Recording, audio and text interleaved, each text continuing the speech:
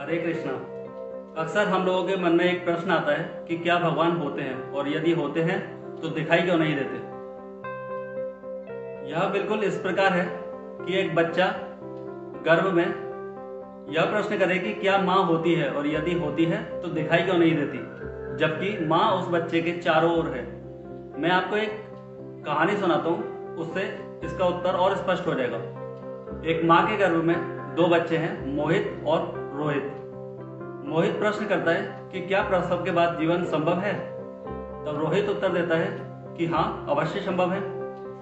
मोहित अब दूसरा प्रश्न करता है कि यहाँ से बाहर जीवन संभव कैसे हो सकता है।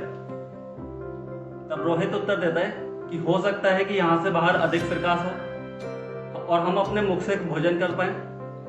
अब मोहित प्रश्न करता है कि हम अपने मुख से भोजन कैसे कर सकते हैं, हमें तो गर्भनाल की आवश्यकता पड़ती है। तब रोहित उसका उत्तर देता है कि हो सकता है यहाँ से बाहर हमें गर्भनाल की आवश्यकता ही ना पड़े। अब मोहित थोड़ा हंसता है और कहता है कि यहाँ से बाहर जीवन संभव ही नहीं है। तब रोहित पूरे विश्वास के साथ यह बात कहता है कि यहाँ से बाहर जीवन संभव भी है और हम माँ से भी अवश्य मिलेंगे। अब मोहित और हंसता है और कहता है कि यदि माँ होती है तो हमें दिखाई क्यों नहीं देती।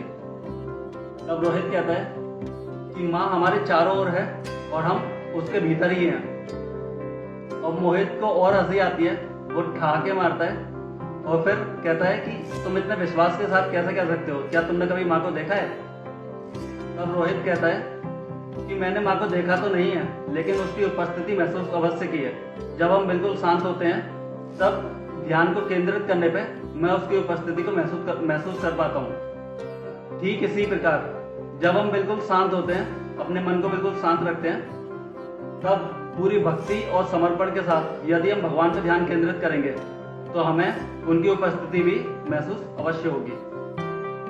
आशा करता हूँ कि आपको इस प्रश्न का उत्तर समझ में आ गया होगा। यदि आपको यह वीडियो अच्छा लगा तो कृपया इसको शेयर अवश्य कीजिए। हरे कृष्ण। धन्यवाद।